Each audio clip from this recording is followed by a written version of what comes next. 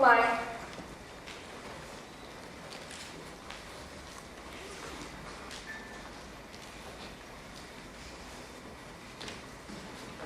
Guess who? Well, I can smell flowers, so it can only be one person. Mia! It's so good to see you. It's been far too long. It must have been a year ago, New Year's Eve. Yes. And the year's been good to you? You look great, dear. Thank you. These are for you. What's the occasion? Sit down. So good to see you. Are you all right? I didn't come at a bad time, did I? Oh, no, of course not. What are you doing here? It's great to see you, only what's the occasion for the flowers? Don't you know what today is? Well, I know it's not my birthday. 5 years ago today, I walked out of this rehab center a new person. 5 years. I've been clean. And I owe it all to you. Nonsense. It's you, Mia. You turned it all around. And I am so proud of you and so happy for you. So, what have you been doing? How's the flower business going? Never been better. And, your love life? You got someone special that you're not telling me about? Guys? No. They're either too, or too, well, Sweetheart, I know exactly what you're talking about. But, hey. What? You know what I was thinking? No, what's going on in that brain of yours? Oh, well, there's this young man I know. He's nice, good looking, but not flashy, modest and shy, but not too geeky. He has substance. No. Wait, are you related to him? Oh, no, of course not. But I could try to arrange a meeting if you... I might as well say yes right now. I know you. Once you put your mind on something, you never give up. That's my girl. That's the only way I made it out of this place, by listening to you. I think you did more than listen. I remember all that colorful language you would hurl my way on occasion. Yeah, don't remind me. I never thought I'd make it out of here alive. So, what's this guy's name? Nick Baxter. I'm a friend of his grandmother. He's a sweet boy, really. I'll take your word for it. It's going to be great. I'll call you with all of the details later. Trust me. I do. That's one thing I will always do. I will always trust you. You're the only one that ever gave me a chance in this world, and I'll love you for the rest of my life. Oh, stop before I steam up my glasses. I have to go. I guess I'll be hearing from you soon. That you will. Bye, Mia.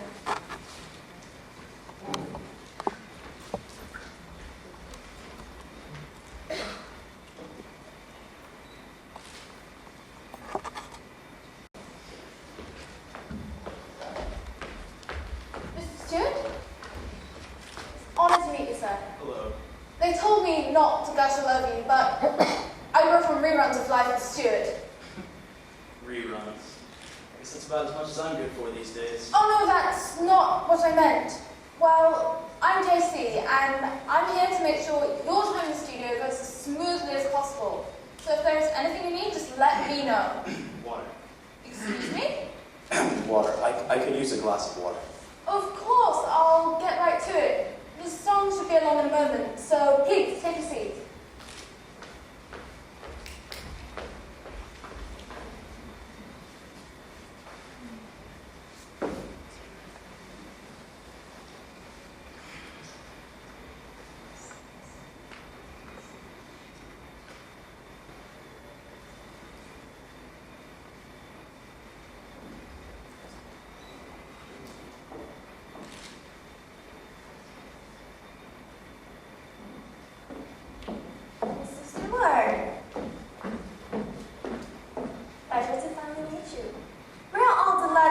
Chosen Hollywood Inside as the show to commemorate your 80th birthday.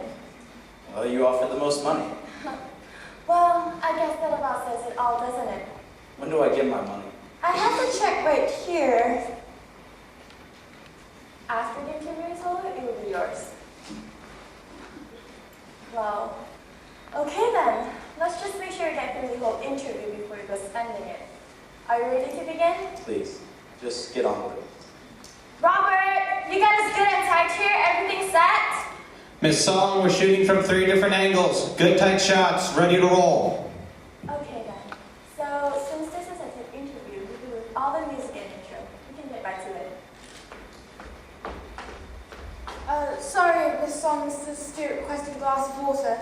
Mine just set it there. Welcome back to Hollywood Inside. As you saw in the montage, today is the 80th birthday of one of Hollywood's living legends, Nicholas Stewart. And we have gone to great length to bring to you the first public interview that Mr. Stewart has given in nearly 2 decades. Mr. Stewart, it's wonderful to have you here today. Thank you. How does it feel to be 80? What kind of stupid question is that? It sucks. Do you want us to keep rolling? Yes. Mr. Stewart, you said you wouldn't be difficult. We can edit this out. Just ask the questions. Mr. Stewart, how did you get started in motion pictures? My mother, she raised me by herself. I was 8 years old back in 1939. I was a scrawny little kid, and I used to get picked on a lot. My neighbor Tommy Williamson hit me one day, and I ran home with a bloody nose. I went and told my mother what had happened, and she looked at me, grabbed me by the shoulders, and said, "Don't back down to him. You've got the strength of Cagney and Bogart." Of course, I didn't know who Cagney and Bogart were. I think my mother was secretly in love with James Cagney. She promptly took me down to the cinema where their latest film, The Roaring Twenties, was playing. From that day on, I was Cagney. And your first acting job? 9 years later, I was 17 and I left home to begin delivering newspapers in Hollywood. But I spent most of my time outside Warner Brothers' studio. One day I see Cagney walking in and I yelled, "Hey Jimmy, you saved my life and my mother loves you." He came over and asked if I wanted to be in the pictures. I about jumped down his throat. He had just come back to Warner Brothers and was shooting his latest gangster film, White Heat. He took me on set and asked the director to find something for me to do. And the rest is history. Is that a true story? More or less. About 10 years later, you jumped to TV and started the iconic sitcom Life of Stewart, where you played the charming husband Stewart Saunders, and your real-life wife, Rachel, played your wife on the show. So, how did that all come about? Well, I was married for 2 years when we started life with Stewart, and honestly, our marriage was, well, we were still getting the hang of it. CBS wanted me for the show, but I would only sign if they gave Rachel the co-starring role. It was really an attempt to keep our marriage together. Did it work? You have the facts there in front of you. You know when we divorced. The show lasted 6 years, and when the show ended, our marriage ended as well. Did CBS end the show? Are you kidding? We were the highest rated show 6 years running. Our marriage was over, and it just wasn't working anymore. So I left and went back into the movies. And you remarried? Did I ever? 5 more times, all short-lived.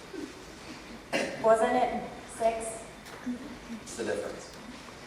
Why do you think they were all short-lived? Because I'm a beast to live with, or so I've been told. And you never had any children? No. Any regrets?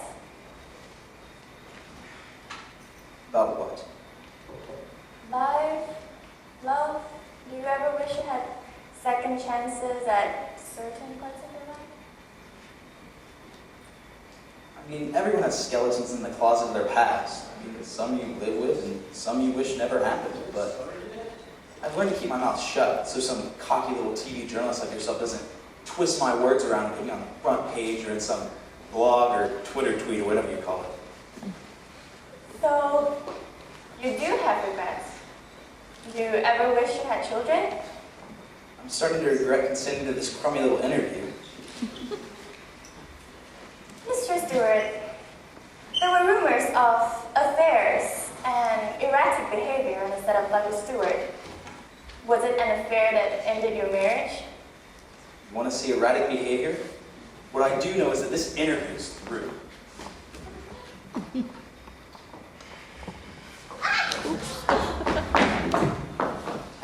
Tommy Williamson back in '39. Never been bullied since. Did he just pull your hair? Mr. Stewart, you are going to be shooting from a tree. We've got this all on tape. You freak! Get away from me!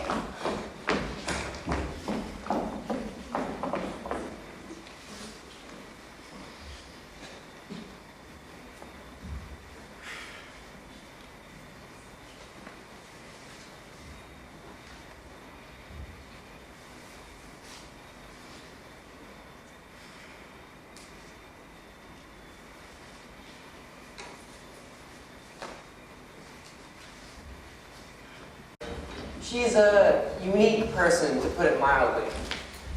She raised me by herself, and I love her for it, but sometimes she has this way of getting right into my face and strong-arming me into submission. With her mouth, that is. She could talk the stripes right off a zebra. I guess that's what she did to me. That's why I'm here, in this place, to be stripped bare, to put all of my secrets to the test, in hopes of catching a big fish. Yes, you probably guessed it. Blind date. Grandma's idea. Okay, I'm 30 years old and I dated some, but I don't know. I'm just not the kind of person to put myself out there. I'm pretty content the way things are, just me and, well, Grandma, of course. Lately, she's been on this kick. She scrunches up her nose like this, raises her bony finger, looks me right in the eye and says, "What about me? What about my great-grandchildren? I'm not going to be around forever. You need a woman in your life, so get off that computer and get a real life." Bless her heart. Next thing I know is I get this call from a dating agency, and they have me scheduled for Friday evening. I start to tell them that they have the wrong number when Grandma comes up behind me. "No, you don't have the wrong number. I did this for you, for your benefit, for my great-grandchildren. You're going to find a nice young lady to make you happy." Like I said, she talked me into submission. So here I am. It's Friday night. I can't believe I'm doing this. For Grandma. So, Savannah, did I say that right? No, it's Savannah, like the city in Georgia. Oh, you mean Atlanta. No, I mean Savannah. Savannah, Georgia. Yes, of course, I knew that. I'm Nick. But I guess you knew that already. I'm not named after a city. But I guess you knew that too. It's not bad that you're named after a city. I like cities. Except for LA. Too crowded. You know, I've never been on a date with a girl named after a city before. Have you ever been here before? The Sicilian? No, never. You? A few times. I hear their pasta's the best in the city. Do they have good pasta in Savannah, Georgia? I've never been there. Good evening. I'll be your waiter tonight. What would you like to order? I'll have the spaghetti. I'll have the fettuccine alfredo. If you excuse me for a minute. Yes, of course. So, looks like you two are hitting it off pretty well. Yeah, I haven't ruined the evening yet. Hey, Logan, do you have any lemons? Yeah. Here. Bye. I need one. Wish me luck.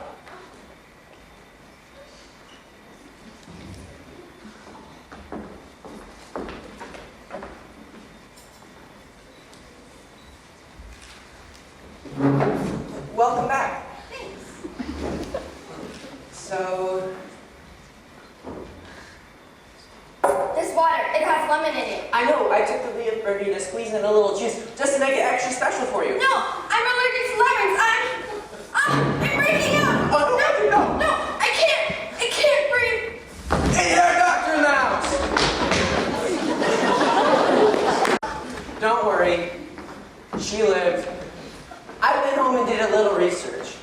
Did you know that it's virtually impossible to be allergic to lemons? And I found that 1 in a billion girl.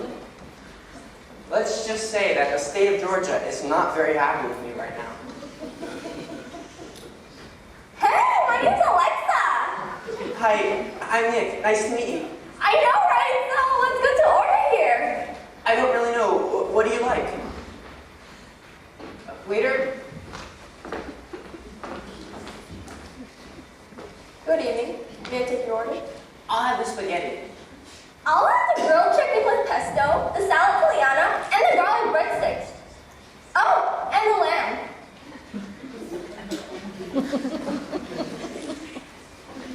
Well, I like all kinds of food, really. Like, I seriously will eat anything. When I was in middle school, they called me the human dump truck. Like, totally not attractive, right?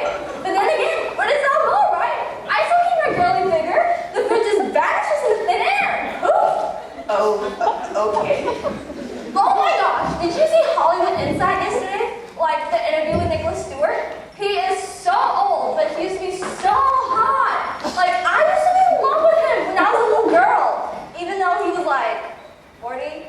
It's kind of gross, but that's beside the point. He was seriously so hot, and the show was so funny. You know, you kind of look a bit like him actually. Has anyone ever told you that? Yeah, quite a few times actually.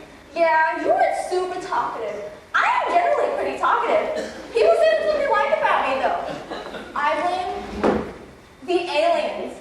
They are always talking inside my head, prompting me to say more. Right? You just have to go with it. Release your inner alien, right?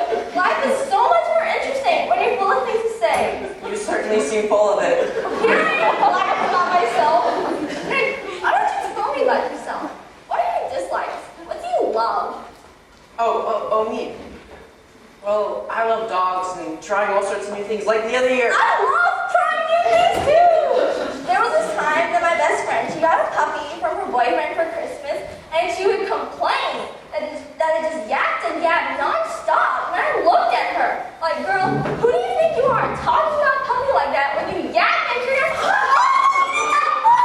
this is my favorite dress! I'm sorry, my inner alien told me to do it.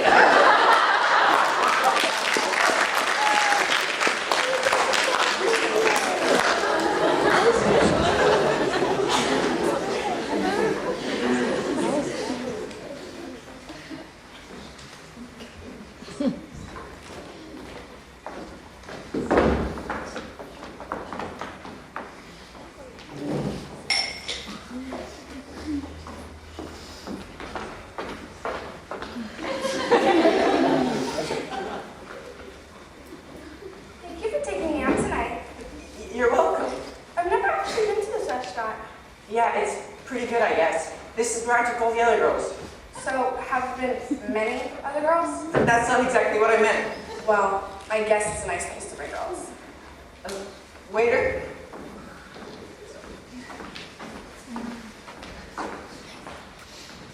Can I take your order? I'd recommend the spaghetti. I'll have the chicken carbonara. The usual? Yes, I'll have the spaghetti. So, what do you like to do? Well, I really love cats, and I really love training them too. Oh, that's interesting. I love cats. Really? That's strange. Most guys like me are turned off by them. Oh no, not me. I'd live on a boat full of cats if I could. That's great! My cats are pretty much my family. They're scruffy, puff, hairy, sand, Kathy. Get it? Because it's like Catty, the Kathy. That's interesting. And Princess. Princess is the prettiest. She's so sweet, it's a great disposition. So, how many cats do you have? 7. You have one more than I do. I find that almost hard to believe. But you know what? I find that very attractive. Really? Because a man who is patient with cats has to be patient with women. And patience is a very attractive quality. Really? So, what are your cats' names? Their names. Well,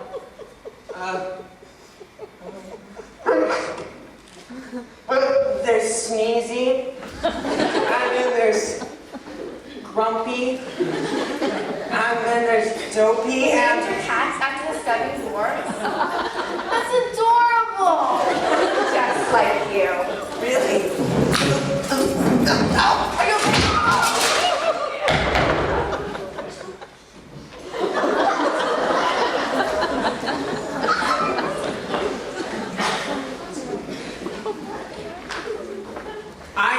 I know.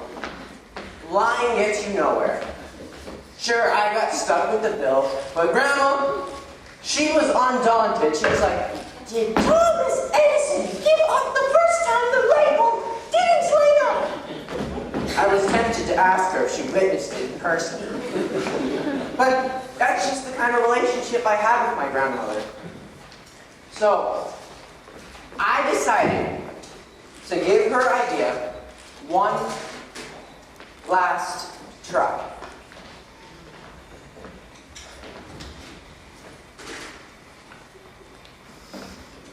Excuse me, sir. Oh, I'm here at your party. No, I don't want a table. There's a girl coming to meet a Nick Baxter. Do you know about that? Yeah. Her name's Nicole. She should be here any moment. I'm afraid there's been a mistake. The names have been mixed up. Her name is not Nicole, it's Amelia. It's a long and complicated story, but I just wanted to make sure that the right people meet tonight. Oh, that's Nick right over there. Did you want to tell him yourself? Oh no, I'm just the messenger. Okay. Don't worry, I'll make sure everything works out to perfection. Thank you. Excuse me, you wouldn't happen to be Nicole, would you? Why, yes I am. Oh, good. I'm so sorry to have to tell you this, but Nick had a family emergency and won't be able to meet you tonight. I'm so sorry for the inconvenience. Oh, well, thank you for letting me know. Not at all. Is this getting a bit repetitive, Nick? Maybe. Yeah, okay. I just want to do what my grandmother wants. If this is it, then why not put up with it? I mean, I might get lucky or something. Who is that? I'm not sure. I'll go check. Table for one, miss?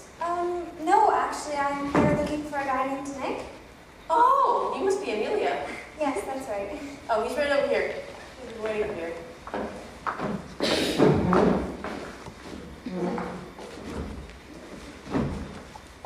I'll be back in a moment to take your order. You two just get to know each other. So, Amelia, but you can call me Mia. Nia. That's such a pretty name. Thank you. It was my mother's name. Well, I like it. I'm Nick. Hi, Nick. It's nice to meet you. Waiter? Do you want to order first? Do you know what you want? I'll have the spaghetti. I always order spaghetti. Two. Thank you. So, my grandmother set this up. Maybe I should apologize for her. She can be a little zealous. No, actually, I've never met your grandmother. Oh, is that right? How'd you end up coming here tonight? A friend of mine arranged it. She said that she was a friend of your grandmother's. Who is that? Joan Myers. Do you know her? No, I don't. Well, she's the sweetest lady in the world. She's like my mother in some ways. She said I should meet you, so I took her word for it. Well, I don't know a Joan Myers, but I'm glad she sent you this way. So, where do you work? Well, I'm a florist. I run my own shop over on Grand Street. I arrange flowers for weddings and other big events. Wow, that's really cool. I love flowers. They're pretty. They smell good, too. So, what do you do? Well, it seems I haven't really done much except go on blind dates, and I wonder why I bothered. I can't believe I just said that out loud. I'm sorry, Mia. I don't know what's gotten into me lately. There's no reason to apologize. You're being honest, and there's nothing more important than honesty. My grandmother has been encouraging me to date. Well, that's an understatement. She's been pushing me off the dating cliff as if my life depended upon it.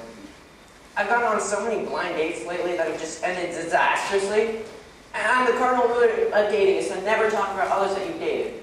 Yet, here I am. I don't think I can do this anymore. What? Do this. I can't pretend to be someone I'm not. Do you know what I told my last date? I told her that I had 7 cats. I hate cats! And she was all thrilled. And then she asked me what their names were, and I panicked.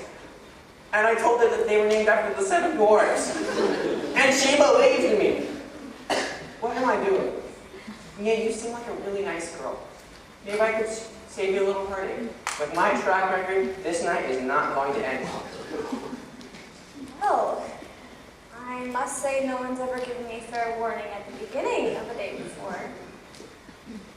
At least I know what I'm up against. But I think I'll take my chances. I'm not the most together person in the world. I've made a lot of mistakes. Some really stupid ones, too. And I say a lot of foolish things, which, of course, you know already. And I do things that I shouldn't. Do you ever feel like people are judging you? Yes, I know that feeling very well. And that no one understands you? Just once, I'd like to be able to look a girl in the eye and say, this is it. This is all there is to me. I don't got much to offer but broken promises and a wounded past. Take it or leave it, because I got nothing else. Yes, just once if someone would say that. My grandmother, bless her soul, really wants me to get married. I think she's afraid that one day she'll leave me all alone. She raised me, you know, and I love her for it, but I'd rather spend 1,000 years alone than to have to pretend I'm someone I'm not. I'm sorry for rambling on like this. I just don't think this is going to work anymore. I'm really sorry. Wait. I've never met anyone who truly spoke his heart the way you just did. Don't go. Please don't go. You want me to stay? If you and all of your faults would mind staying here with me and all of mine. Oh! Yes, of course, yes. All right.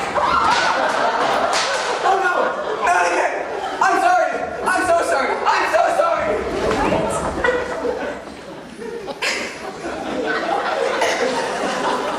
Let me help you clean up. No, it was an accident. He was really cute, actually. He's coming back. Oh no, he's gone. I've never met anyone so sincere before. You're so cozy. Do you know much about him? I know his phone number.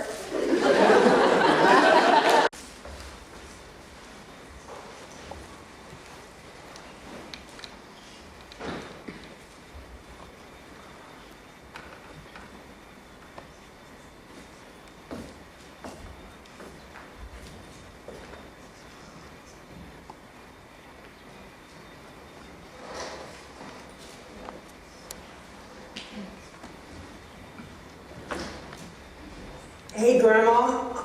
I'm home. I'm sorry, it's late. But after this disastrous evening, I had to go for a walk to clear my head. Now, before you say anything, let me say something. I've been willing to go along with your schemes. I've been willing to go on those dates and make a total fool of myself. But I've had enough.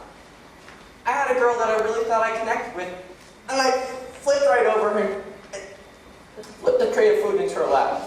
I'm the biggest, clumsiest buffoon around girls, and I just can't force this anymore. All right, you agreed to just let this be for a while. Grandma? Grandma? Grandma? Grandma? Grandma? No, Grandma, you can't leave me. Don't go. Please. Please. Thanks for coming. I really appreciate it.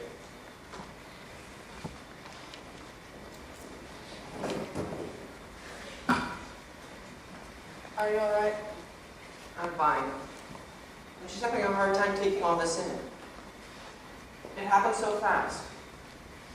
One moment she was there, the next she was gone. She forced me out onto those dates when I could have been spending time with her. Just like that, I'm out and she's gone. I didn't even have a chance to say goodbye. Everything's gonna be fine. No, everything is not going to be fine. She's not coming home anymore. She's not going to spend Saturday evenings playing cards with me. She's not going to wake me up. She's not going to be there at breakfast. She's the only family I ever had. Nick, anything you need. You know I'm here for you. I I appreciate it, Logan. You've been a good friend. You know, when this day's done, we should just go do something. Get our minds off everything. Sure. That sounds good. Hey, you know that last date of yours, Mia? I think she really liked you. You should give her a call sometime. Liked me? I was a total idiot. Besides, I don't even have her number. Oh, she gave you a number to give to you. And I kind of, sort of, would have possibly could have given her your number. You should call her sometime. My life couldn't get any more depressing. I do need to apologize to her, though. Did you know that after the incident, she was laughing about the whole thing? That's called laughing at the clown. It's not exactly an action that exudes endearment. No. She said you were cute, and she said she usually said that you liked, and she said you were the most sincere person she's ever met. I appreciate you trying to cheer me up, but thinking about those dates is not going to do it. Nick, Miss Patton, you know how much I loved your grandmother? I do. Well, that's how much sadness I feel for you right now. When you finish greeting the guests, I need to meet you inside for a minute to discuss a matter concerning the will. I can meet with you right now. No, why don't you go on this side? I'll meet you there in a moment. Okay, let's go. Hey, Logan, who was that lady that Miss Patton was looking at? Do you know her? She's familiar. Wasn't she at the restaurant the day I met her? Yeah. That's it. She's the one who came and told me the names are all mixed up for your blind dates. Wonder what she's doing here at the funeral. Maybe she knew your grandmother. Huh. Never seen her around.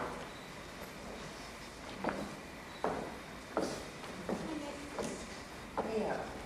I gotta go, Nick. I'm so sorry to hear about your grandmother.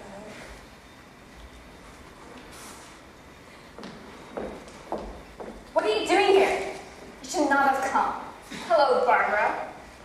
I thought I was seeing ghosts. And yes, it frightened me. What could have made you think you could show up here on a night like this and there not be any ramifications? Oh, stop it. He's my son. He's not your son.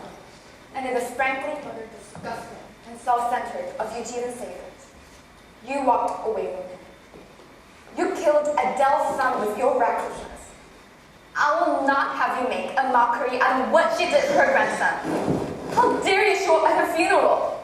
She sacrificed everything for him. So did I. You don't know the first thing about sacrifice until you spend your life away from your only child. Don't give me that. You took the money and ran. Because that's all you cared about. Yourself. You couldn't get enough. It ran through your veins. You shot it out like a kid in a candy store, and you never once thought about how it destroyed your family. What are you doing here? You can only make matters worse. That is my son. Can't you understand that? I can't take this lying anymore, especially now. You've relinquished those rights. Don't make this any harder on Nick. He's a good kid. Leave him alone and don't come back. Please. And what about the truth? That's the fine thing coming from your mouth. Do you really want Nick to know the truth? Do you really want him to know how high you were that night, you threw your baby in the backseat, picked up your husband, and wrapped the car around a telephone pole? Do you really want to do this? You have hurt this family enough. Leave them alone. I'm truly touched that you came. It means a lot to me. Really. I know what it's like to go through a lot of pain, but you can't go through it alone. I wouldn't be standing here today if people hadn't helped me through my struggles, and I just want to be there for you. Call me when you can. And if you need anything at all, let me know. Thank you, Mia. I have to go. I'll be praying for you. Goodbye, Mia. Bye.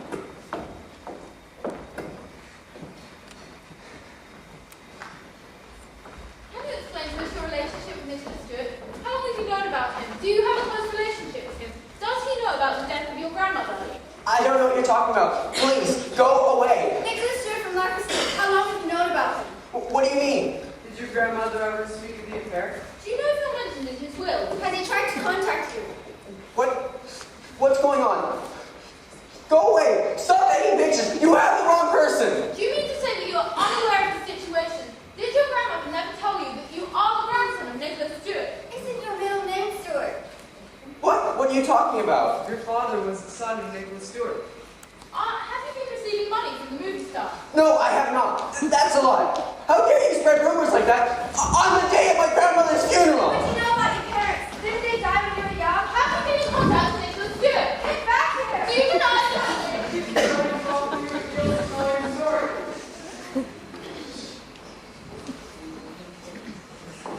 Nick, over here. What's going on? What do those reporters want? They're saying all this nonsense. I have something important to tell you. Okay, what is it?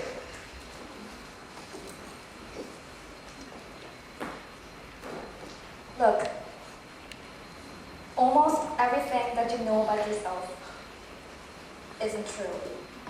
What are you talking about? I'm talking about everything about who you are, who your grandmother is, who your grandfather is. Who my grandfather is? My grandfather is dead, so unless he is... No, he isn't dead. He's very much alive, actually. Living it up pretty much every day still. Just like the good old days. Well, who is he? Back in the 1950s, there was a sitcom named Life with Stewart. Did you ever hear of it? Yeah, I did. Grandma never let me watch it as a kid. She hated that guy, Nicholas Stewart, for some reason. She'd swear at the TV every time one of his shows came on. She had good reason to. Nicholas Stewart is your grandfather. Your grandmother was a young actress back in the 1950s, and she had a few minor roles on various shows. She never told me any of this. Well, your grandma had an affair with Nicholas Stewart during the time she was filming one episode of Life is Good. That is obviously why she never let you watch it. Wait. You mean to say that what those reporters were saying is true? That Nicholas Stewart, the famous movie star, the real Nicholas Stewart, is my grandfather? What? You gotta be kidding me. There is no way. Your grandmother never would have told you. But obviously now that the news has gotten out, you need to know. Yes, your grandma was on that show. You can watch it for yourself. You will definitely recognize her. She held up for her age. Why would she have hidden this from me? Why did Nicholas Stewart never try to contact her? Or me? I know you must have a lot of questions. Nicholas Stewart is the basest sort of man alive. He used your grandmother and then cast her aside, but she was strong and determined to make it on her own. And she did. She had a child, your father, and after your father died, she stepped up again to raise you. She sacrificed so much for her family. Here, this is an envelope that your grandmother left in her will for you. She wanted you to understand her actions and know the truth.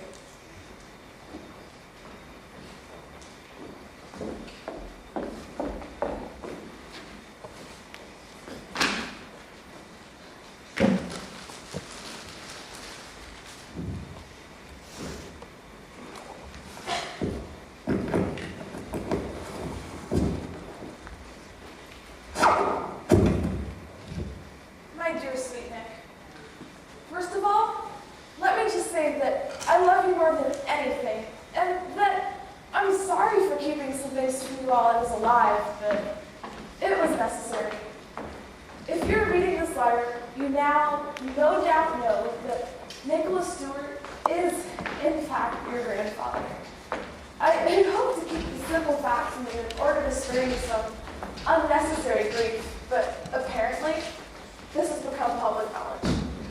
I wrote this letter in case this should have ever happened to help explain things. Please don't be angry. Here's the truth. I met Nicholas Stewart early on in 1958 while I was working on a couple of shows at the CBS studios. We became involved because he said he was going to leave his wife. Obviously, That was a lie. A couple of months later, he invited me to have the guest starring role on his hit sitcom, Life with Stewart. In this envelope, there should be a disc with my episode on it. Season 2, Disc 3, Episode 7. I think you should stop reading this now and go watch that episode.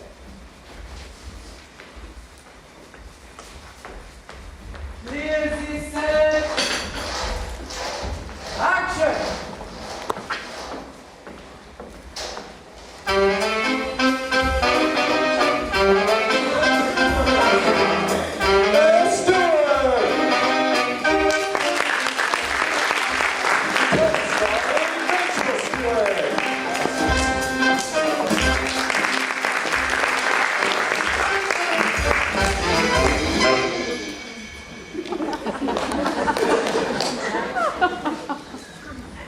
Saunders, show them in with a smile next time. It helps business.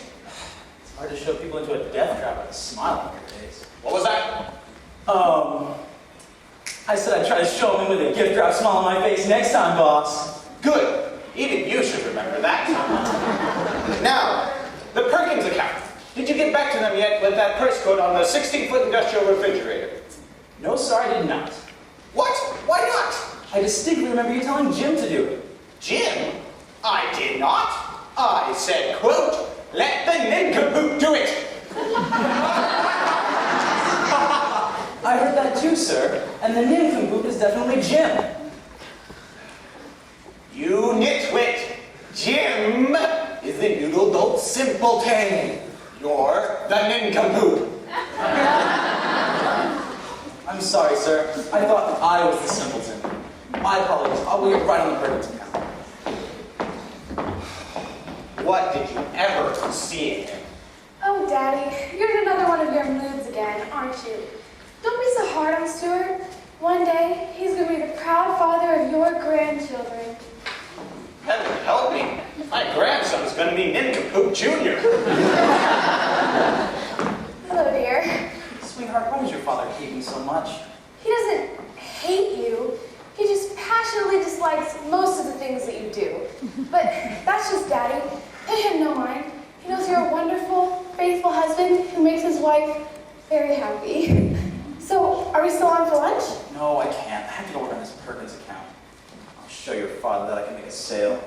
All right, dear. Well, I'll be right here when you get back. I'll show him. He'll find out that a nincompoop is far better than a simpleton.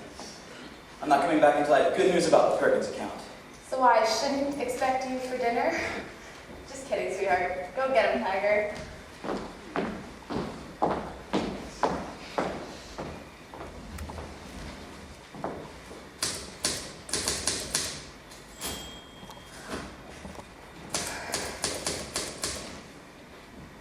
Excuse me.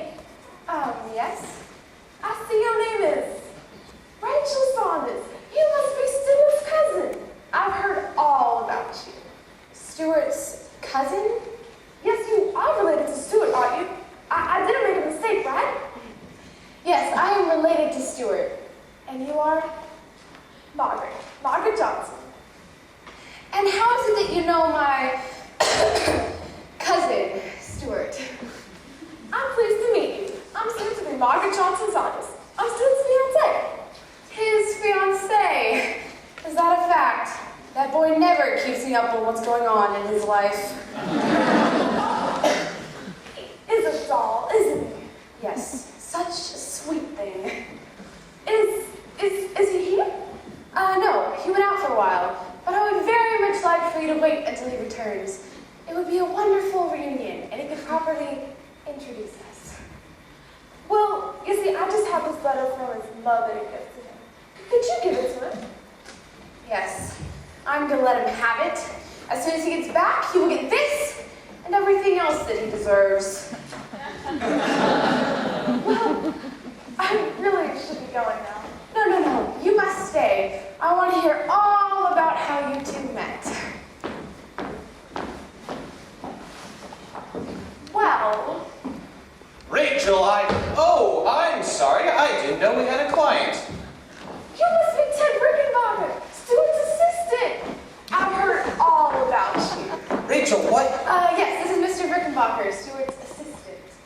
get all that paperwork done for Mr. Saunders, your boss? What is going on?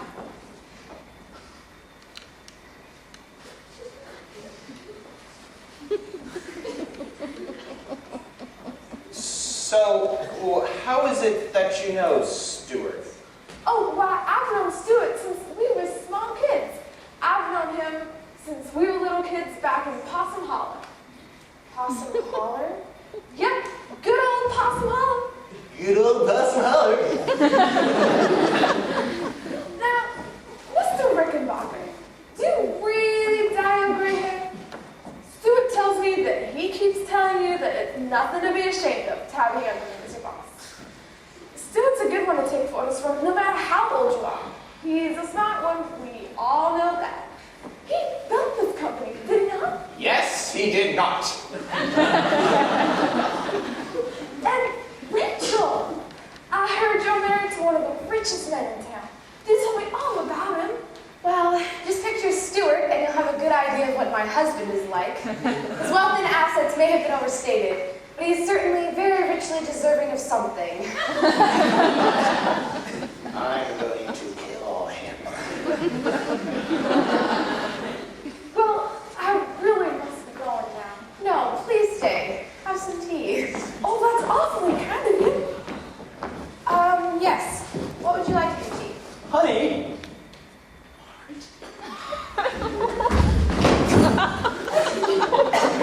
Honey? Sure. Is your voice all right? I could have sworn Has that. anyone seen Stewart? I need to double check some numbers. It seems we are all looking for Stewart. Hey, what are you doing? What did you say? This confounded couch. Always bumping his shins against it. Stewart wanted to know if he had the rest of the afternoon off. Now, why would Stewart have to ask Mr. Rickenbacker for the afternoon off? Stewart can do whatever he wants, right? Right? Oh, how clumsy of me. I seem to have dropped my pen.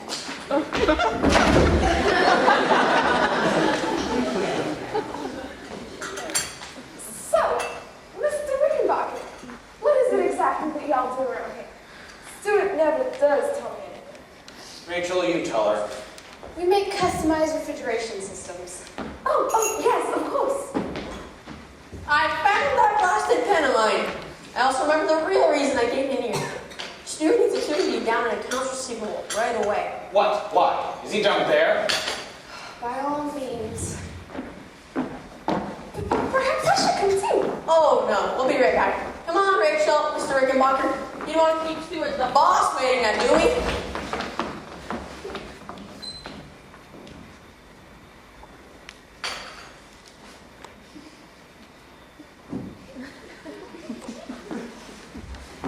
Margaret!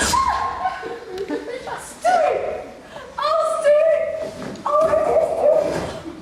What were you doing back here? You are such a trickster. Maggie, what are you doing here? You can't be here. Oh, don't be silly, Stewart. I'm your fiancé, remember? And I haven't seen you in so long. You're not my fiancé. Oh, stop being so coy, Stewart. You know I've been waiting for you since I was 6 years old. My dreamboat, Stewart, goes off to the big city to find his fortune so he can finally call me back when he made the big time. He did it, Stewart. Now we can get married. Maggie, you can't. I still go to your mama's house twice a week, and she tells me all about all the wonderful things going on in your life. How your cousin Rachel is working for you. How you're even so nice as to give an old man a job, too. Oh, Stewart, you're so successful and handsome, and I can't wait for us to get married. Mother, how could you do this to us? What are you saying, Stewart? Listen, Maggie, I like you. I mean, you're a good person, and I'm really sorry to have to tell you this, but Mother has not been completely honest with you. I can't marry you. Oh, don't be silly. Why not? I'm married to Rachel. Your cousin? She's not my cousin. She's my wife. And Mr. Rickenbacker does not work for me. I work for him. I'm afraid my mother was using her big mouth to brag about me and not disappoint you at the same time. Oh my, how foolish I am. I've made a terrible mistake and I've ruined everything for you, Stewart. Oh, I've always been a dreamy-eyed, foolish, mixed-up little girl. No, Maggie, don't cry. You haven't ruined anything.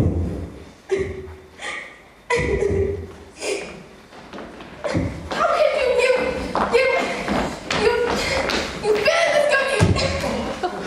What's the big idea of lying to this poor girl about who you are and taking advantage of my daughter? You will live to regret this. And you're making this poor girl cry and giving her false hope. We're through.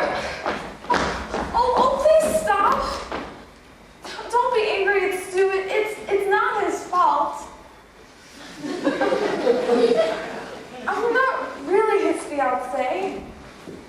It's just something we used to joke about as silly little kids back in Possum Holler. I didn't know he was a real wife, or I wouldn't have said anything. Honest. Really? Really, Pumpkin? There could never be anyone for me to choose. Oh, Stewart, I'm sorry for doubting you. It was all just a big misunderstanding. That's right. A little misunderstanding. Wait a minute. You're not getting off that easy. What about this business of telling others that you own this company, that I work for you? What is this nonsense? I do not work for him, and I do not dye my hair!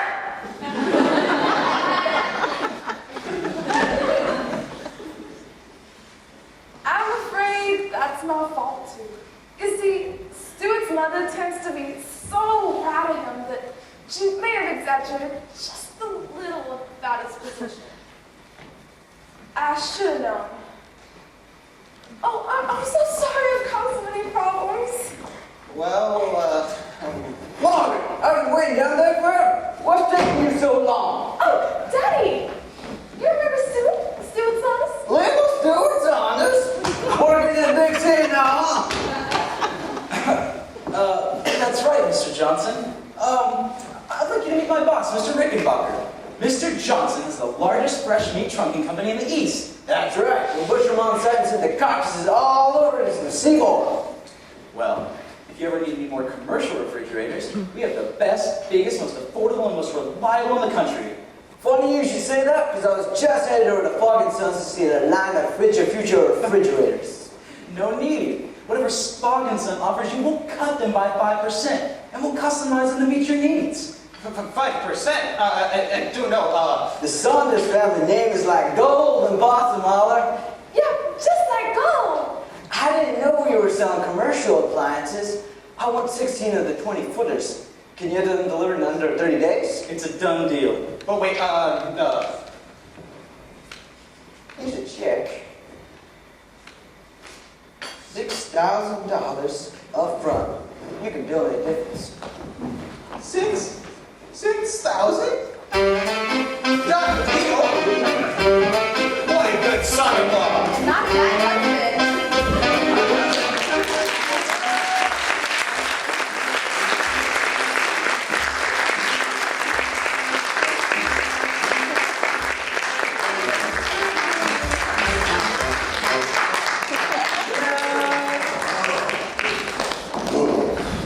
That's a wrap, people. Good job.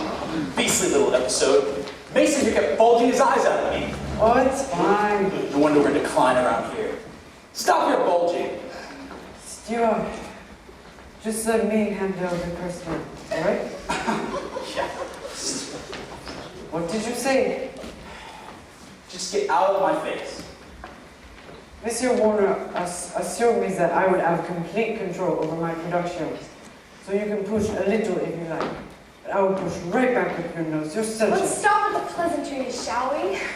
Whatever you say, honey. Not now. I'm not dealing with your attitude now. Amateur hour. That's what this whole place is. You'll see when the sign on for another 2 years. Does that make you the king of this amateur hour? I applaud you. That was the cleverest thing you've said all day. That certainly said a lot about what this day has been. Just leave him alone. He always needs someone to push around to make him feel important. I ought to You know. keep your mouth shut. You're so cute and your nostrils flare, so you don't scare me. Not anymore. I'll be expecting you for dinner. Goodbye, love. Stewart, not so fast. Remember his sponsors, kids? You promised Mr. Warner Just that... keep the little vultures away from me. All right. You want me to tell Mr. Warner that you spurn the kids of our biggest sponsor? Your off-screen antics have already cost this show dearly. Go ahead, Monsieur Big Man. My on-screen antics give you a good-paying job. A job you're immensely underqualified for. So you'll show a little appreciation of my talents to happen to put food on that crummy table set for you and your miserable little wife. Why, you...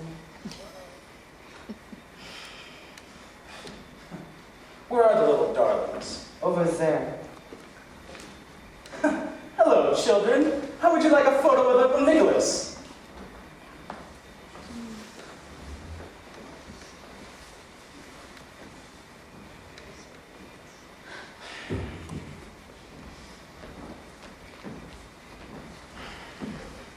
Nicholas? What do you want? I'm late. Nicholas, I need to talk to you. I told you, you can't talk here. There are too many eyes on you, naming my wife, so be a dear and grown. I'm pregnant. What? I'm going to have a baby. No, you're not doing this to me. Doing this to you? Is there nobody but you? Look, we had our moments together, but the first part of the theater that you need to understand is when to get off stage. And you've obviously been rehearsing the scene far too long. It's over, you understand? Over? What am I supposed to do? What do you expect from me? You expect me to just be happy for you? Be happy for us? You expect me to just leave my wife and become a normal father? If you are, your expectations are way too high. I would never expect that from you. So just a big mistake. Yeah, you got that right. But it's a mistake that you're going to have to live with. You're just evil. I've been called worse. What do you want, money? Is that it? Maybe I could sign a few more movie posters. You could sell them and make a few bucks. I don't want your filthy money. Well, that's somewhat refreshing. Are we done here? You're a monster. How could I have been so stupid? All of you starry-eyed youngsters are the same. You come out here to make it big, and then you end up like, well, This place sucks the soul out of anyone who comes into contact. welcome to Hollywood, kid.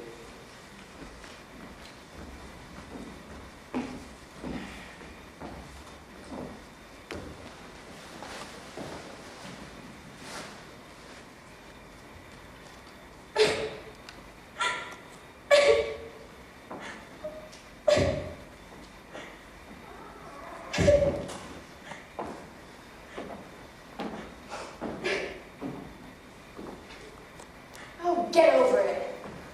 What did you expect getting involved with someone like him? You mean nothing to him. Do you understand that? I know all about you and my husband. You're not the only one. He tears through cheap little floozies like a kid who puts a nickel in the Nickelodeon. Shape up. And now here's something that you need to know about me. I want to have some little tramp try to squeeze into my life. So here are your options. Leave now and never come back. Or you and your child will be in grave danger. And let me have one more thing. If you ever try to accuse my husband of being the father of your child, you will regret it for the rest of your life. Do you understand?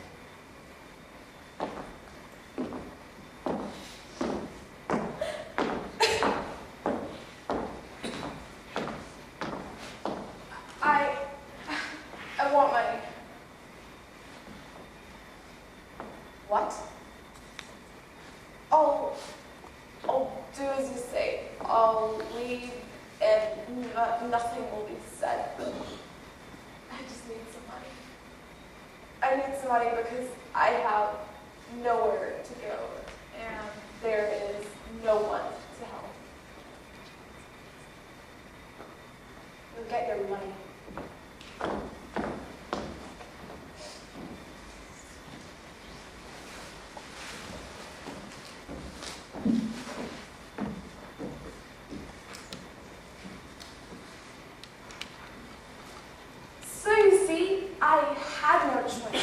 walk away from the past.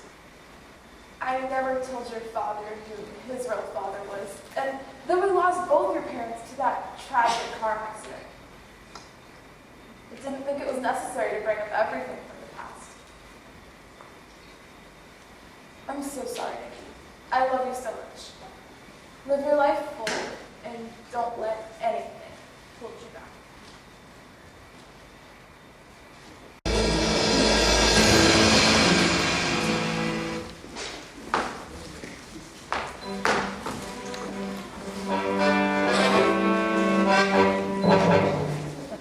What started as a grim day in the life of Nick Stewart Baxter, who's mourning the death of his grandmother who raised him, has turned into a media circus as rumors about Nick's real identity have come to life. I'm now standing outside Nick Baxter's home with a girl who says she has been dating Nick. Alright, so tell us more about your relationship with Nick Baxter. Well, he took me to this amazing Italian restaurant and we had such a lovely time. The food was amazing and I was just enchanted by him. He swept me on my feet, you could say. We've been dating ever since. And did he ever tell you about his grandfather being Nicholas Stewart? Of course he did! I'm his girlfriend! He told me everything! So you're saying that he knew that Stewart was his grandfather? Yep, I even mentioned it to him that he looked like Nicholas Stewart and he confessed the whole thing to me. His middle name's even Stewart. Hey! She hasn't been dating Nick. I've been dating Nick. I know everything about him. He has 7 cats named after the 7 dwarves. Blind witch! He hates cats! Don't believe her. Anyways, cats are stupid. What?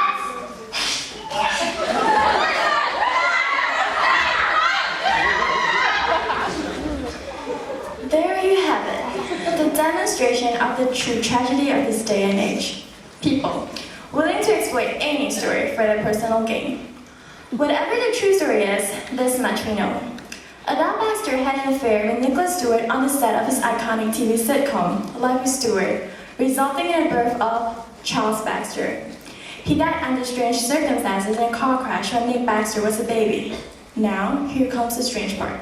Apparently, Nick's mother, Joan Baxter, maiden name Myers, was driving the car that killed Charles Baxter. However, our preliminary investigation has received sketch reports about whether or not Nick's mother survived that car crash. We also have to ask, how exactly does Nicholas Stewart fit into all of this? Calls to his publicists have not been returned. So we'll continue with our investigation and we'll let you know when more details have been crystallized. For now, back to you in the studio.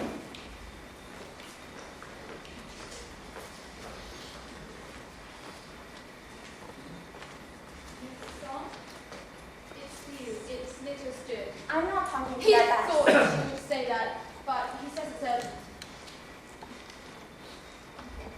Stewart, I'm not about to. Shut up, Song, and listen. Hey, I am not going to. Yes, you are. Because you're a sorry sack ambitious reporter who's been searching her whole life for the one story that'll break the endless monotony of the entertainment drivel that you provide to the mindless public on a weekly basis. Stewart, if this is your sick idea as an apology, then you can just... I'm going to give you an exclusive that can make us both a lot of money. I have a proposition for you. It has come to my attention that your low-rated TV shows reported a lot of news concerning my small private matter. Am I right? Stewart, your compliments are overwhelming. But yes, you're right. Anything you want to say about your previous relationship with Dalat Baxter? Have you been in contact with your grandson, Nick Baxter? I'm not willing to rehash anything with you. Well, what the heck are you calling me for? I'd be willing to do a reality TV show. You've got to be freaking out of your mind. Listen, I want something in the 8 figures, and we can do something that'll really put us both in the public eye. Stewart, I think you are off your rocker. There's no way that an affair of 50 years ago is going to have captivated the American audience. His mother, my grandson's mother, is alive. She was a drug addict who killed the son I had with Adele. She ended up in some rehab facility. Imagine, the greatest of movie stars playing out his sordid past on primetime TV. A grandson that doesn't know him, that doesn't know the truth about his mother, that had been lied to by his grandmother all these years. It's a moral mess. The perfect kind of garbage that gawking paparazzi can't get enough of. It's all yours, and it can make us both a lot of money. Well, you've come to the right place. So what's the plan of action? You talk to your producer. Have him call my publicist. For now, though, get a camera crew and find Joan Myers. Myers is her maiden name.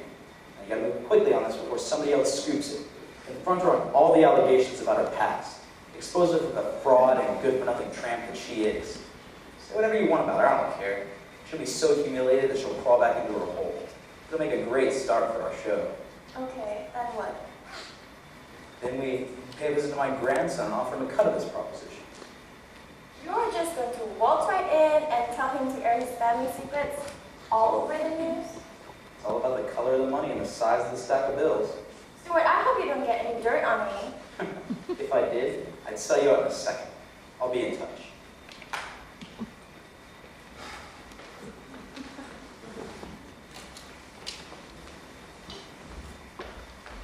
Joan Myers, are you Joan Myers? Yes? I'm Tony Song from Hollywood Inside. I was wondering if you could give a comment on your marriage to Nicholas Stewart's son, Charles Baxter. Were you responsible for the death of your husband? Sorry, what? The night of his death in a fiery car crash. You were driving, right? Were you not high on illegal drugs? And did you not put your child in the car along with your drunken husband and crash right into a tree?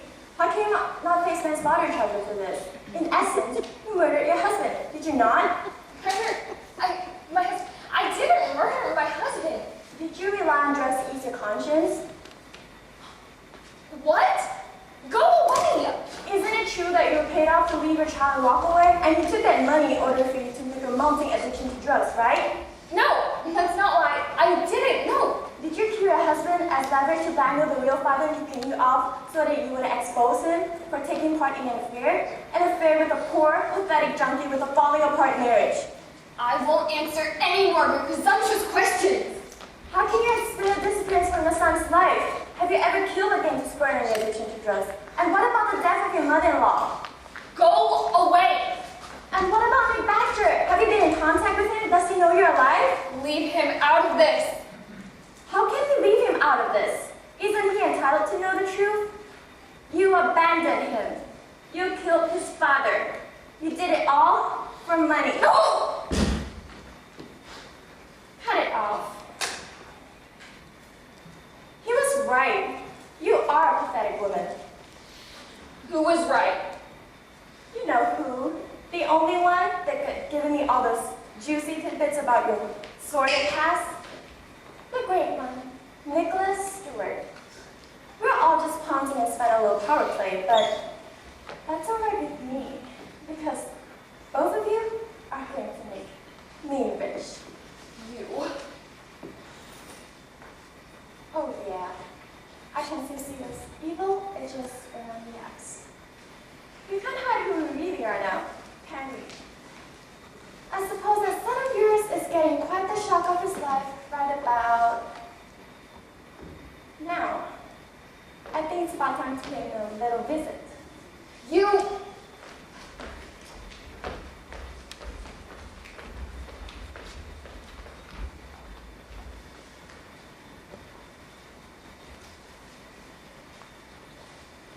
Joan, are you okay? What did those reports want? Was that Tony's song? Joan, what's this I hear on the news about a Joan Baxter whose maiden name was Myers? Is that you?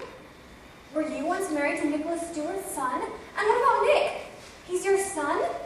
I don't want to talk about it. Joan, when you first told me about Nick, you told me he was a friend of a friend. How could you lie to me? Yeah, you have to understand. There were just some things I couldn't tell you. I'm sorry, but You're sorry? You were using me. Is that what this is? Joan, I have always counted on you. Always looked up to you. Always trusted you. When I was in my darkest hour and there was nobody else in the world, you are the one who cared for me. I put my complete trust in you. Silence is just not going to cut it anymore. What will it be? Or do I have it wrong about you? Mia, I'm sorry. There are just some things that are too dark, too shameful to reveal. I can't. I just can't. You can't? You just can't? When I was in rehab and I said, I can't take this anymore, I just can't, you didn't let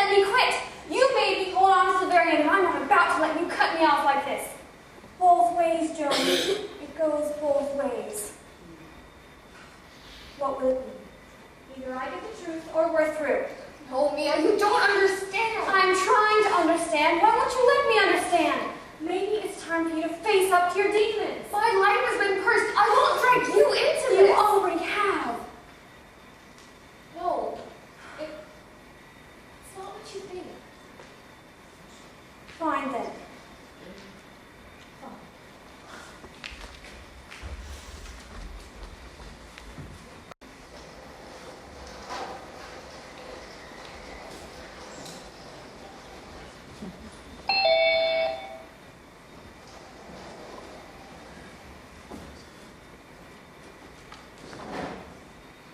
Magdalene, Help yourself.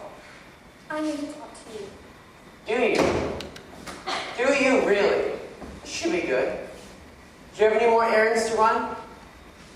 The flowers at the funeral, they were a nice touch. Classy. You had me going there for a while. I don't know what you're talking about, and frankly, I'm offended by your tone. Well, trust me, I'm offended too. But I guess I was never a very good judge of character. I learned in the past 24 hours that you can live your whole life under the same roof as someone else and never really know them. What on earth are you talking about? I've played the fool long enough. I'm not letting you play with my emotions any longer. Nick, I would never intentionally do anything like that to you. I care about you. Really? So what's all this about my mother? How did you forget that the mother I never knew set you up on a date with me? I didn't know she was your mother. I swear I didn't know. She told me she wasn't related to you. Do me the courtesy of not lying to me. I'm not lying to you, Nick. Why would I lie to you about something like this? So you've known her a long time, a very long time, and you never connected the dots? What are you, a honest idiot?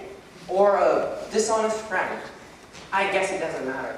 I'm not either. She never told me about you. If she had told me, would you? Why can't you trust me? Everything I ever had faith in has disappeared before my eyes. I was blind my whole life. I was blind and happy. Truth is nothing special, I'll tell you that. Actually, truth is pain. No wonder people abuse themselves beyond recognition to hide from the truth. Nick, don't talk like that. Perhaps that's what my dear mother was doing when she lovingly threw her baby in the back of the car when she was high out of her mind. Don't go down this path. It's not worth it. How do you know some drugged out, low-life streetwalker like my mother anyway? What does that make you? Like I said, truth is pain. I'm feeling it again. You want me to feel sorry for you? Well, I don't. And I'm not going to take your insults either. Then get out! You were raised by a woman who loved you dearly and sacrificed everything for you. Isn't that enough?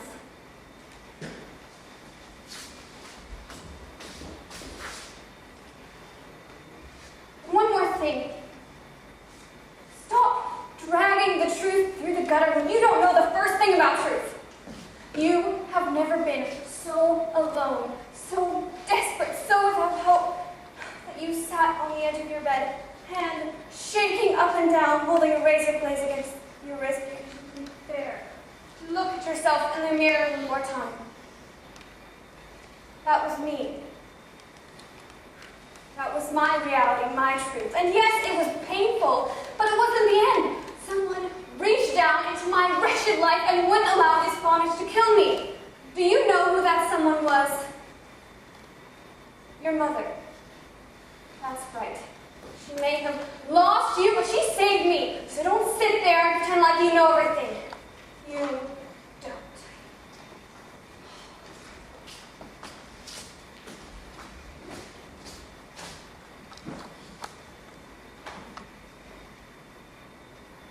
Whatever shortcomings she may have had, she's made up for them by helping others. Hundreds of them. People who would sacrifice everything for her. She's not perfect. She's made mistakes, but haven't we all? Except the high and mighty Nick Baxter. Maybe you should cut her some slack. You just need to get over yourself. You think you're the only one who was ever hurt. Maybe if you widen your self-centered vision just a little, you realize that there really are people who do care about you. Don't throw them away so flippantly. They just might not be there the next time you need them. And then what will you have? Nothing but a pile of regret. Goodbye, Nick.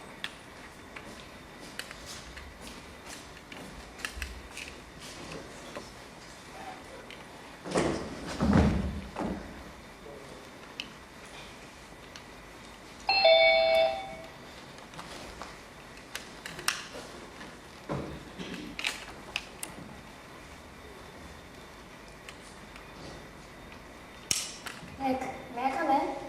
Sure. Can I get you anything?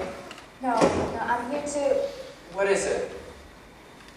I know this has been a whirlwind of a couple of days for you, and Did you know about my mother? yes. Now just hear me out. Of course, you know legally I wasn't authorized to speak about anything that your grandmother had entrusted me with. But there is an additional matter which requires your attention. What? It's your grandfather. What are you getting at? Nicholas Stewart, he called me. He wants to meet you. He wants to meet me? He's no grandfather of mine. He wanted me to arrange a meeting with you. I don't want to see him. Why would I want to see him? What does he want with me? He's right outside. You brought him here? Why would you do that? I think you should meet with him. Okay?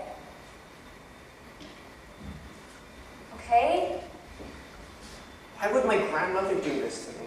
Don't torture yourself over this, Nick. What does he want with me? I don't know. Do you trust him? No. But I think you should just see him. At least once. He said that it was very urgent. Okay, let him in.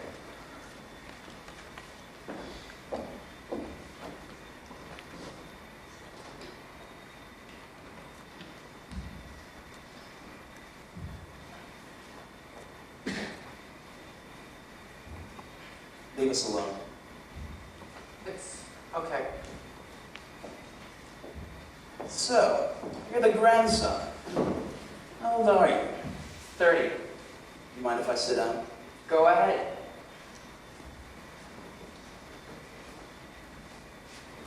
I suppose this has all been quite a surprise for you. Yes.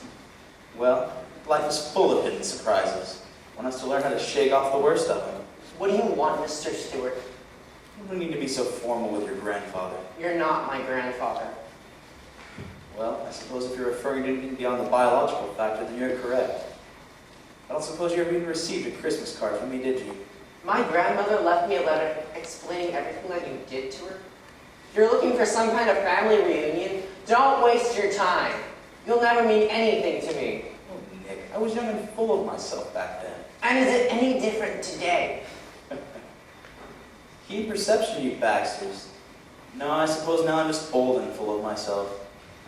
So now I perceive that you're in no mood to sit around and reminisce about the old days, so let me cut through the clutter.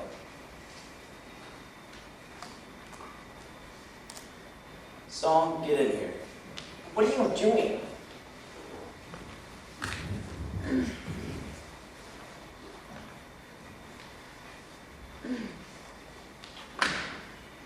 know good well what I'm doing, but I can't tell you. I have no right to explain. Why? Nick, I'd like you to meet Tony Solomon. I'm sure you've seen her on Hollywood Inside. You're the one who interviewed my grandmother yesterday. That's right. You are a cheap, blood-sucking parasite who will use any angle to tell the most outrageous story just to make a quick buck. You are a good judge of character. What do you want? I'm here to make you rich. Sit down. I've just been talking to my producer, and we have come up with this fantastic concept that we want to pitch to you. We are prepared to offer you a contract for 12 episodes of a reality TV show called Life with Stewart. Catchy, isn't it? An updated version of the iconic TV sitcom, but this time it will have Nicholas Stewart getting to know his only living relative, you. The angles are endless. A famous grandfather you never knew. A mother you didn't know existed. The mysterious death of a father when you were a baby. We are prepared to offer you $200,000 an episode. That's a guaranteed $2.4 million. And who knows? If it's a hit, the sky is the limit. That's what this is about? A reality TV show? Not at all. It's really about the money. Get out of my house! Wait, you don't seem to understand here? We're talking about 7 figures here. Get out of my house! Listen here, kid. We have put a lot of thought and energy into this. It can make all of us a lot of money. Now, I know the timing is a bit awkward, but that's why we have to move quickly on this. Timing is everything in show business. You are a pathetic man. My grandmother was lucky that you walked away from her. I waited too long for a break like this. My life is not going to be manipulated by some money-hungry... Stewart, I thought you said you could deal with him. Son, you're thinking about this all wrong. Don't you dare call me son and get out! Maybe you need a little more time to think about things.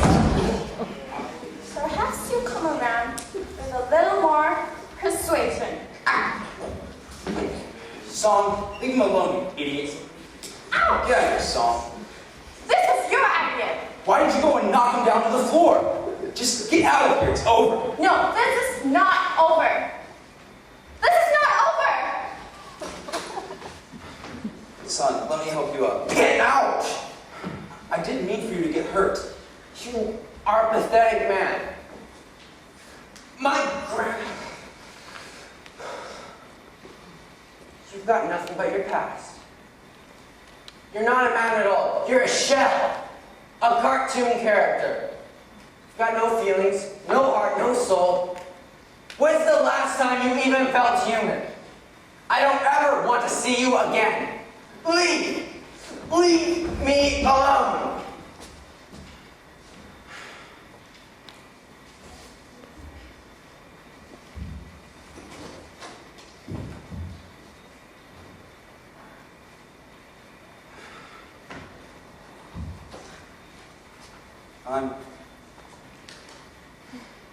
Nick, I'm profoundly sorry.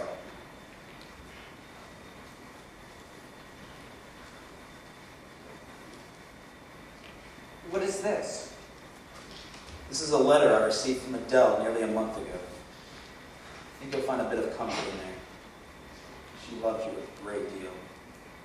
She knew she was dying, and soon, and she asked you to make sure that you would be all right, but I'm afraid, once again, my humanness has been found lacking. You were right about that. Please. Forgive me.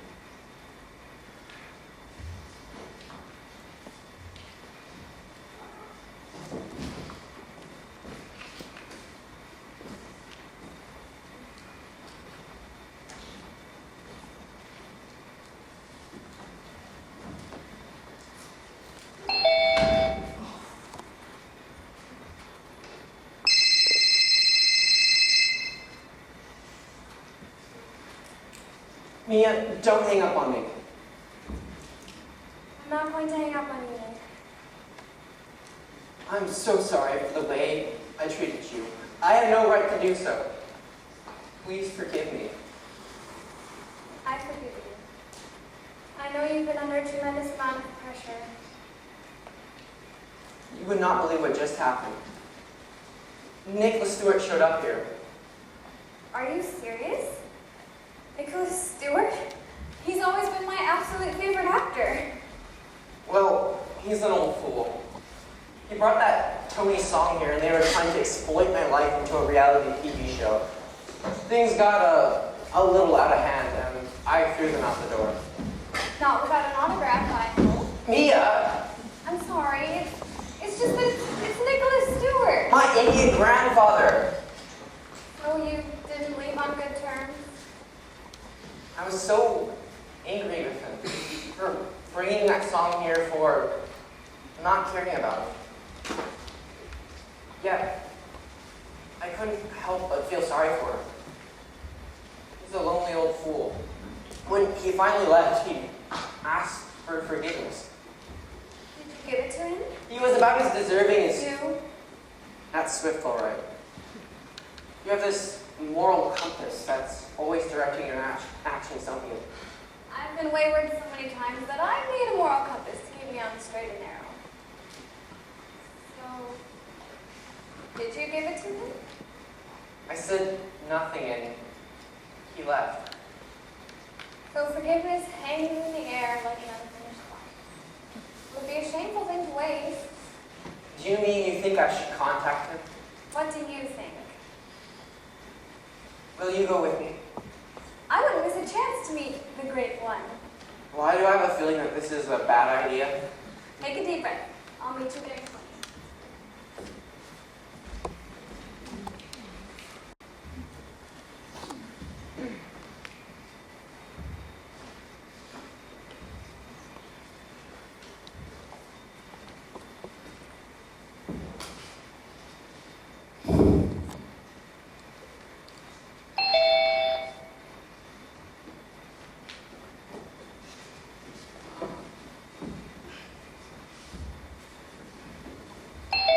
I'm coming.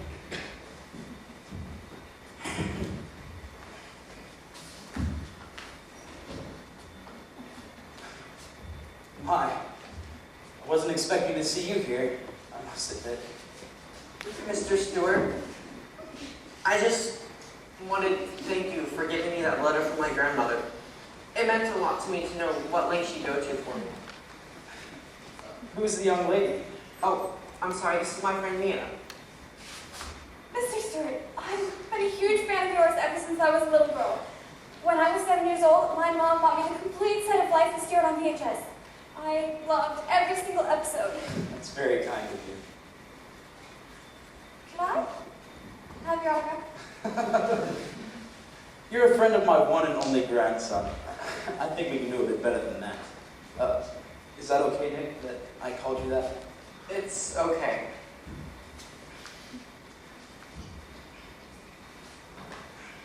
Here, take this.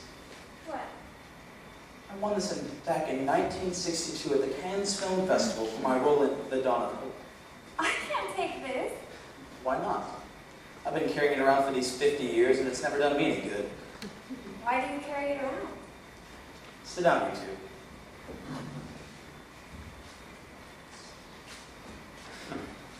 I suppose he told you how full I am of myself? I guess it's a way to keep me feeling important. Plus, if I'm ever in a casino and need some quick cash, they're always more than happy to offer me a fair price for my memorabilia.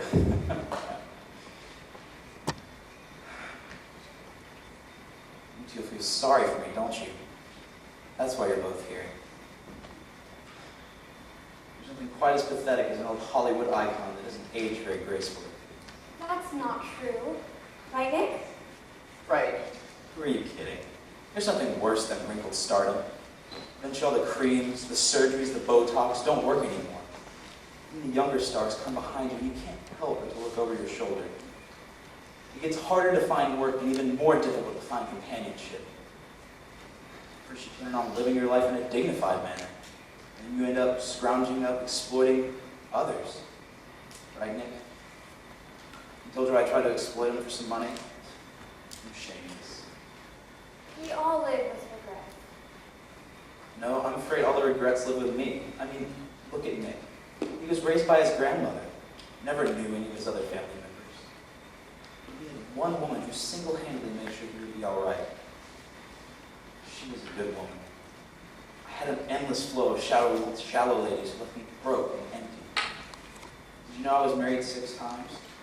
I thought it was 7. Perhaps it was.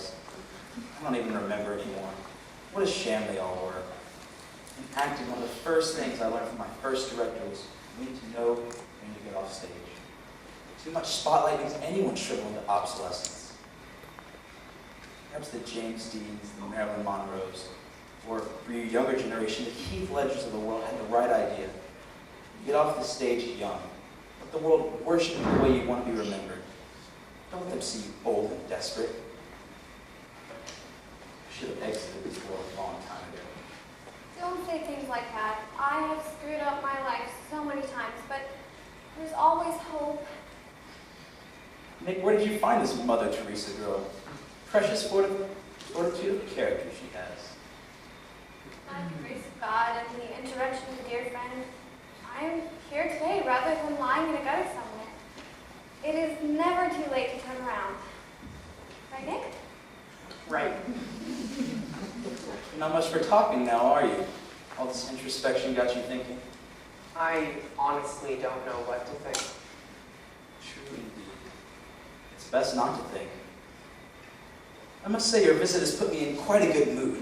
Shall we have a drink? No, thank you. No, I just wanted to apologize for... Please, don't apologize to me. I saw an easy 8 figures. Money always did do that to me. Now, don't get me wrong. I hate TV of today. I think this reality TV show thing is the most insane dribble ever to be broadcast. It doesn't speak well of America, that's for sure. There's nothing good on TV like Life with Stewart anymore. Wholesome, funny, family-oriented. I did my last film 19 years ago. Some crappy little Hallmark production. After that, I swore I would never work again. Then I saw the Ozzy Osbournes and Donald Trumps of the world produce mindless insanity that made them millions. It made me sick. I suppose a little bit jealous. Talentless fools parading as celebrities. There are no classic actors anymore. They are lost to the ages. I was so disgusted that I figured once Adele died, I could exploit it all as a way to prove once and for all that I could be on top again. When the pebble dropped in a vast sea, splashes beyond its capacity, crashing barriers that were never meant to be crossed, all that one is left with is the realization that the pebble is no small stone, and the causality is no one's fault but your own. Quote from one of your movies. Surrender has no tomorrow. I must say, even now, your acknowledgement swells my head a little. Nothing like the ego of a movie star. But that's at the end, where the protagonist, Green. Wellesley Green. yes, that's right. Wellesley Green gives his famous plea in front of his battle-weary comrade. Nick, where did you find this girl? I think she'd make a swell wife number 7. He's counting. Could you give that speech? Don't be silly. No, I'm serious. We would be honored. Right, Nick? Yes, please. I thought of that in 40 years. Just rolled off your tongue naturally a minute ago. She's a moral compass. She keeps everyone straight and honest. Uncomfortable to be around, I must say, but enjoyable nonetheless. Sir, the stage is yours.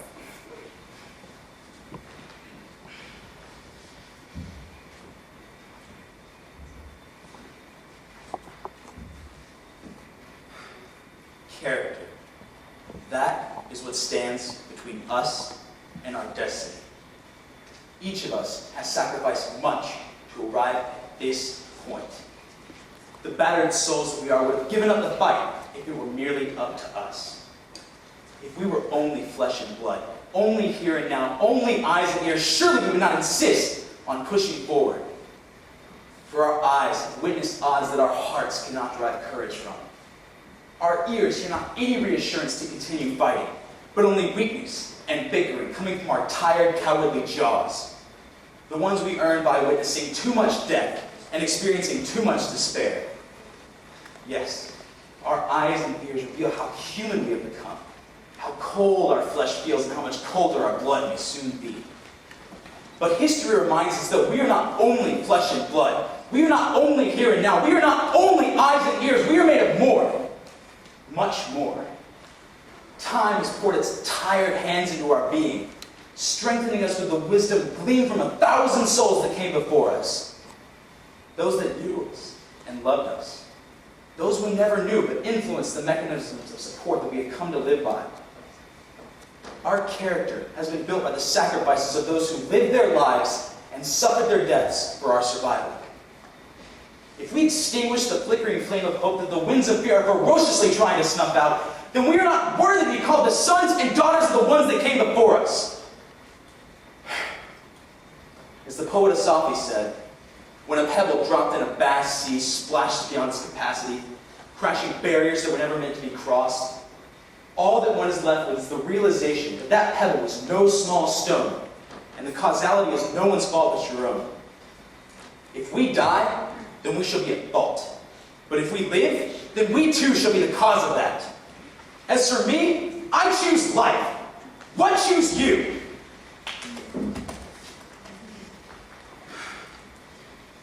I'm sorry. Please, don't let this overly dramatized emotional gibberish influence you. I'm not. I'm just not letting circumstances stand in the way of living. Do you have any family?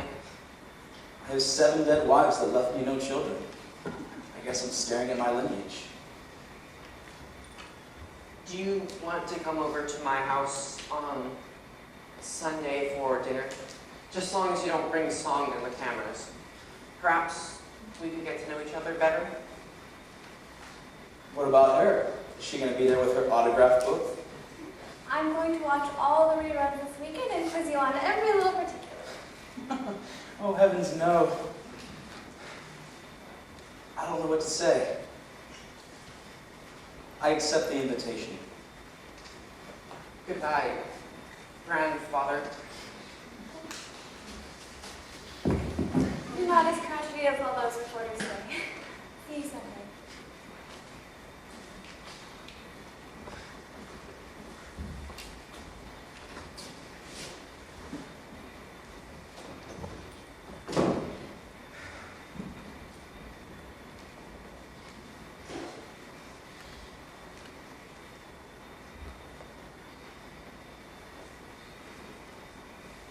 Miss Patton, I know, please, don't hang up. There's something I need you to do for me.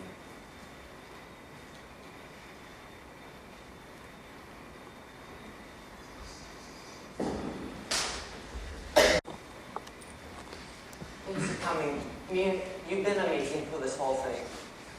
Nick, it's been my pleasure. But there's something more I would like to tell you. Ever since I met you in the restaurant, you have continually come through for me. You slapped me upside the face when I needed it. And you went with me to see my grandfather in what could have been a very awkward situation. But you just gave life to everything. You've given new life to me. My past doesn't seem so tragic with you in my present. And I hope you'll always stay here. Nick, you're sweet. You're still the sweet, adorable Nick who spilled food all over me in the restaurant. I knew that there was something different about you. Oh, that's the oven. Sit down, I'll be right back. Something smells good. What time is Mr. Stewart coming?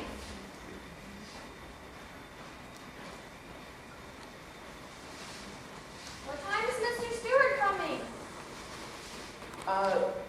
Why? Did you bring your autograph book?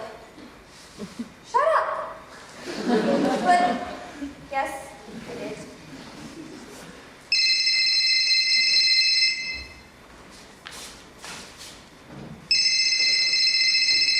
Hello? Yes? No. Okay, yeah, we'll do it right away. Nick? Who was that? Come in here, quickly. That was Miss Patton. She said to turn the TV on right away.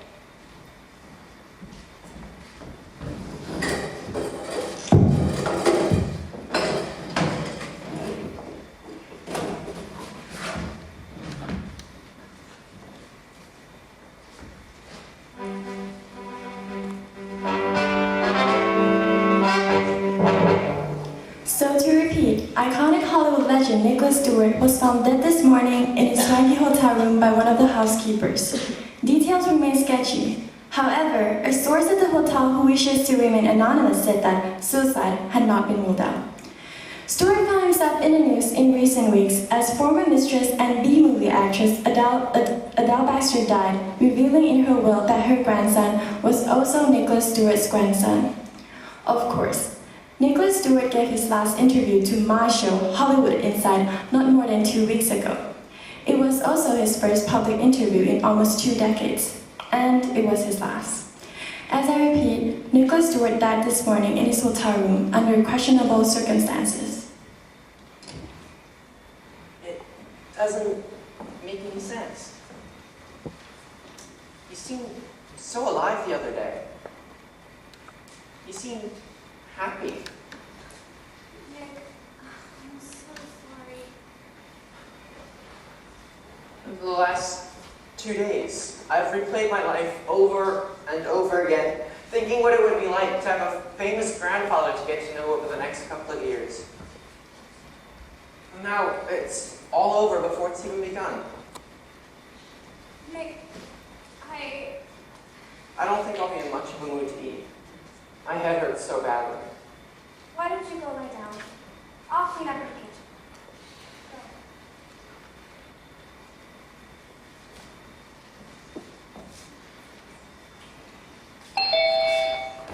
Oh no, it's too early. Oh, please, Nick, I hope you didn't hear that doorbell. Oh, Miss Patty, come in. I was expecting someone else. I need to speak with Nick. Nick? I heard the doorbell. Miss Patton. Nick, I have something for you. 2 days ago, after you left Mr. Stewart's hotel room, he called me, and he said that he had urgent business with me that he needed to take care of. So I went over to his hotel, and he changed it. He drastically changed it. Changed what? His will. He said that if anything would ever happen to him, he wanted his grandson, Nick Stewart Baxter, to be the sole heir of his estate. I don't know what you did or said to him, but he just went on and on about you. I only invited him to dinner this afternoon. Of course, I had no idea that this would all happen so suddenly. As soon as I heard, I wanted to come over and tell you and give you a copy of his will. He wrote a note to you on the outside. Does it make any sense to you? Choose life in everything. We can go over the particulars later. I just wanted to give this to you. Are you going to be alright? I'll be fine. Thanks for coming.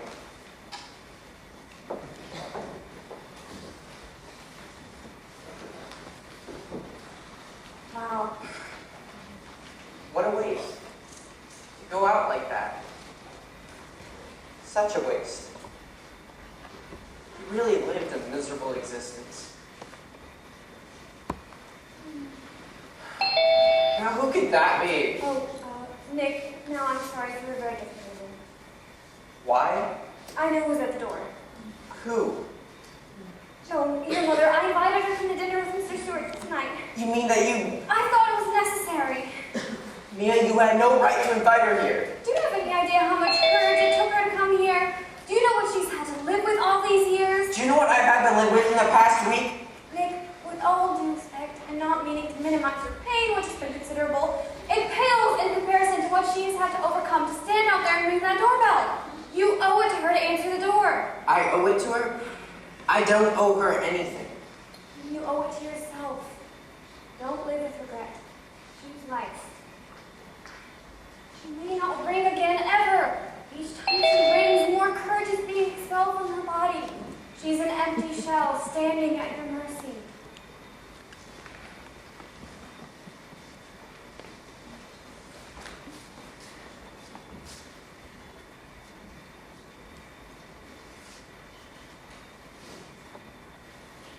Hi, Nick. May I come in? Joan, I'm so glad you could make it. Did you hear the news about Mr. Stewart's? I don't know what either of you are wanting me to say. Set your heart, Nick. That's just it. You don't want to hear my heart. Don't worry. I've heard it already over 1,000 times from my own lips these past 30 years. Say what you need to say. That's it. I don't have anything to say. I don't know you. You are a stranger to me. I know her. She's the one that enabled me to learn how to live. Without her, I never would have met you. No matter what she is to you, that's what she is to me. I'm not going to go into the past with you, Nick. I don't deserve that. And I don't deserve to be a part of your life. I lost that right a long time ago. But once I got my life straightened around, I kept my eye on you from a distance. How could I not? And then, about a month ago, I got a letter from an unexpected place. It was from your grandmother. Apparently, she too had followed how my life trajectory had gone, and she asked me to look after you when she was gone. This girl had become a daughter to me that I never had, and I quite underhandedly manipulated to date with you. Nick, I don't deserve anything from you, and I don't expect anything. I only came here at Mia's request because I would do anything for this precious soul. Don't hold any of my transgressions against Mia. She doesn't deserve that. I also wanted you to know how much your grandmother loved you. She was an amazing woman. Don't be angry with her. She did it all for love.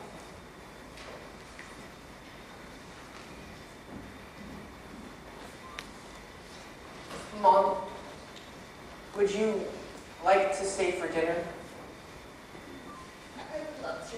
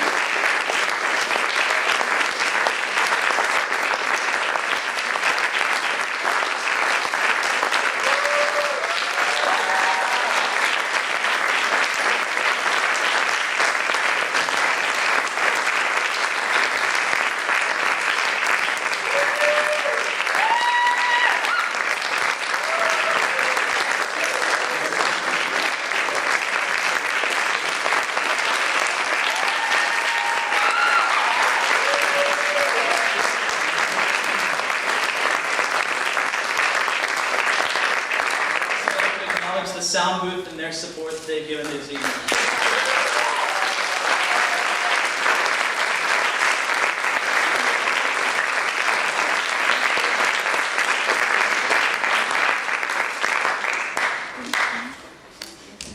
Mr. Sassi for directing us.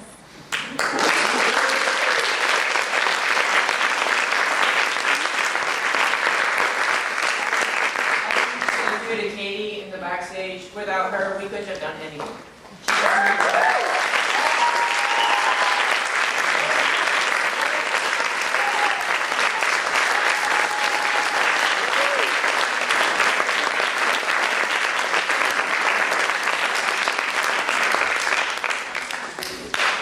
That's it, guys.